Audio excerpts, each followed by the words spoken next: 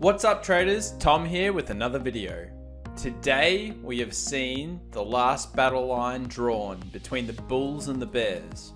3000 has been breached on the S&P 500. The 200 SMA has been hit and the market hasn't even opened yet. So what the hell is going on? Stay tuned. In this video, we are going to be covering my thoughts on why this is occurring, some concerns I have about the current economy, what is doing well and what is doing poorly, and my technical analysis thoughts on the indices, as well as some cross analysis with some different pairs to get an idea of what we might see in the future. I'd also like to remind everybody that if you've been enjoying our videos, please support the channel and make sure to subscribe and of course hit that bell and like the video if you're enjoying our content.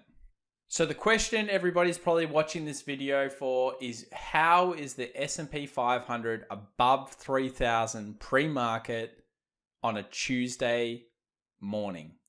Well, the answer is big companies are doing way better than anyone expected.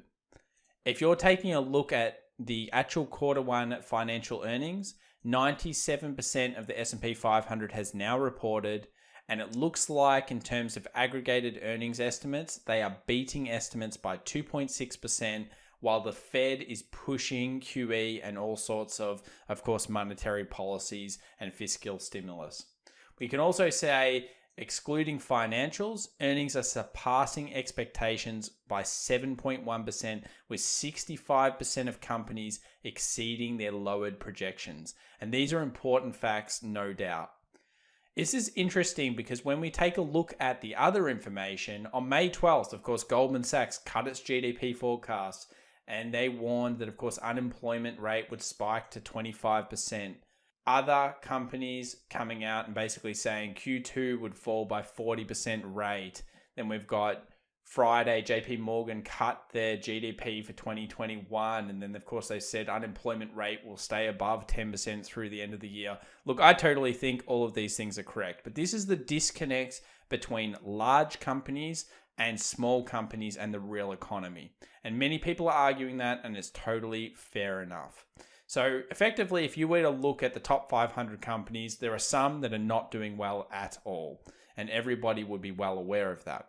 But as a whole, the companies that are suffering the most are small companies, mum and dad, or I think you call them mum and pop shops, very small companies, and basically small businesses will suffer. And also, if you're looking at something like the Russell 2000, the smaller companies are doing very poorly because their cash flow and their ability to withstand this kind of effectively massive recession and cash flow cutoff is just not as strong as a company that has huge amount of borrowing power and huge amount of earnings. So companies are using this to probably lean up. And I think when you look at what happened during the GFC and you look at what happened during any crisis, especially now that we're being able to work online, companies will effectively fire staff and they won't bring them back. So we are going to see a disconnect between unemployment and company earnings. And the government's going to have to be very careful about how it treats this over the long term, because otherwise companies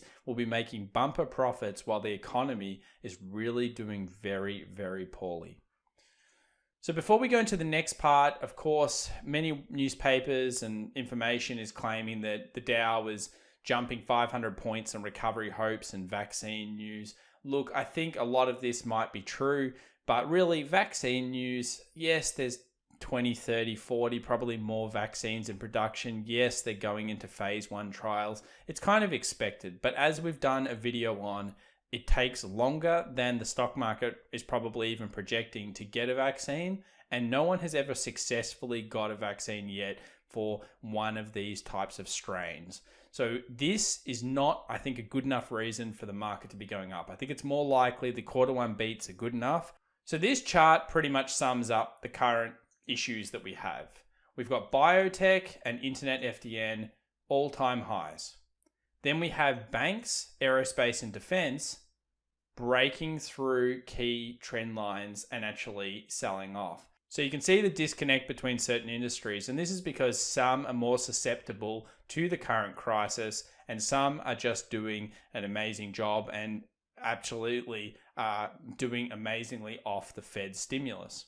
So biotech and internet, no doubt they'll continue to do well. I think there still will be pullbacks, and pullbacks may create opportunity, but at the same time, it's clear that the days of the banks and the days of the old businesses that everybody has always known will not be as profitable probably as they ever have been before, due to what the Fed has done and how the money system is moving towards. Does anyone think here that you can get back to 6 or 7% interest rates again? I don't think so. I think it's impossible now. Everything is moving towards Japanification, if you want to call it. What Japan has done will become what every single economy that introduces quantitative easing will end up doing. And that is a never-ending supply of cash and QE and tapering. And we'll talk about tapering problems in this video. And that is pretty much the new norm for what we're going to see long term. Before we get into the technical analysis, the second wave, I think this is still the major concern for markets, yet the markets have not reacted to it. Remember, we are at a key point in the market, which we're going to be talking about. So Virginia opened around 17 days ago, and we have now seen 1,483 new cases, being the biggest single daily jump so far. And if you've looked at any of the media at the moment, there are some crazy parties with hundreds and hundreds of people going on. It's the same here in Australia. People are sick of it. Fatigue is worn in. People are sick of hearing about the virus. They're sick of everything. And effectively, all they're going to do, a lot of the young people say, it cannot hurt me, and they're ignoring it. And it is a problem long term. So it's quite unfortunate. But at the same time, I still think this is going to be the major story that will end up leading to a pullback in the markets. So let's take a look at our thoughts on the S&P 500. So firstly, psychological level 3,000 has been breached. 200 SMA has been hit. We've talked about this on the channel and how the 200 SMA acts as strong dynamic support and resistance for the market, especially on the daily. The other thing, Memorial Day weekend is just over, and usually over this next 2-week period, you see weakness in the market, at least over the last 2 crashes. So what's going to happen now? Well, look, you can't predict what is necessarily going to happen now, but if this level is breached, we probably touched 3,100, and then we would see usually a pullback back to the role reversal zone. So effectively the role reversal zone will be around this 2950, and we'll see the market come back, test this previous resistance and find that as support, and then it could bounce back up. It really depends on what the news ends up becoming. If the second wave is the concern, then I think we could go even further down, because there's real economic implications for that as well as business implications.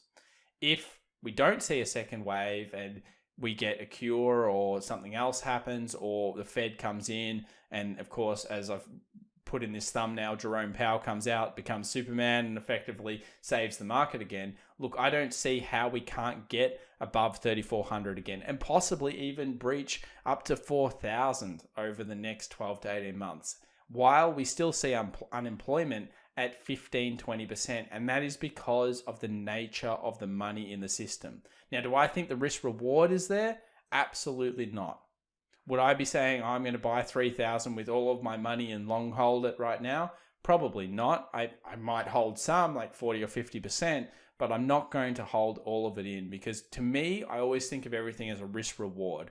And is it worth the reward of maybe seeing 3,400, maybe seeing 4,000 in a theoretical world? Or is there more downside risk, in my opinion? And I still think there's still more downside risk than there is up. So in terms of answers there, it's more of a wait and let the price action tell you what's happening. If you see a breach below 2,800, I think the bears are back in. If you see a breach above the 3,100, there's a high chance we go at least 3,200 into 3,400 and hit the highs.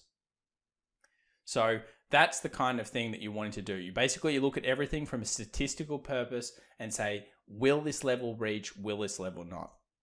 So interestingly, I want to show a gold chart because I think gold is where a lot of people are looking to in terms of safe haven or hedge statistics. So here we've got a trend line, and this trend line was tested pre-market, and I'll say that again, pre-market today, where the price came down to 17.20 and then it has bulled up and it's sitting at around 17.29 right now.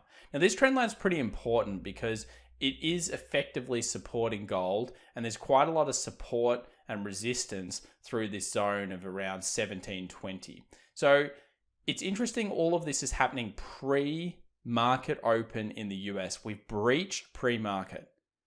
We've seen gold come down and test support. We've seen currencies do very similar things, hitting key levels pre-market. So we haven't seen the US market open yet. We don't know what the money flow is going to do. And I wouldn't be buying anything until you see closes above zones, because you need to see the money flow actually at least agrees with you, and you'd want to see some damn good volume as well. So I always like to look at other correlating industries or correlating instruments before I make any decisions. Remember, we still said the other day, the Dow holds the key of the breach. So if we go to the Dow now and take a look, have we seen it above this resistance zone? Absolutely not yet.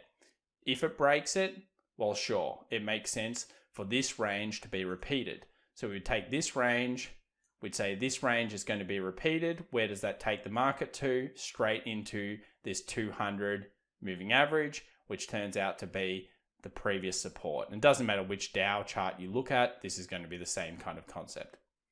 So that's my thoughts technically, but what about the Fed? So I'm going to use these two charts. Obviously, I could have got these ones to Fred, but for time reasons, I'm going to use this. And this particular Mish Talk website, they call it the suspended belts and suspenders. The main thing I want to talk about is really that this is what happened when they introduced QE policy. This is what happened when they tried to taper that policy, which we'll call the belt or the tightening area. They couldn't tighten it. They could not tighten it. They tried to, and they couldn't do it. And then we're at where we are now. We're basically breaching $7 trillion in terms of policy. Now, that is a huge amount of money, but you can see that they are unable to get rid of this problem. And Japan shows us the same problem constantly.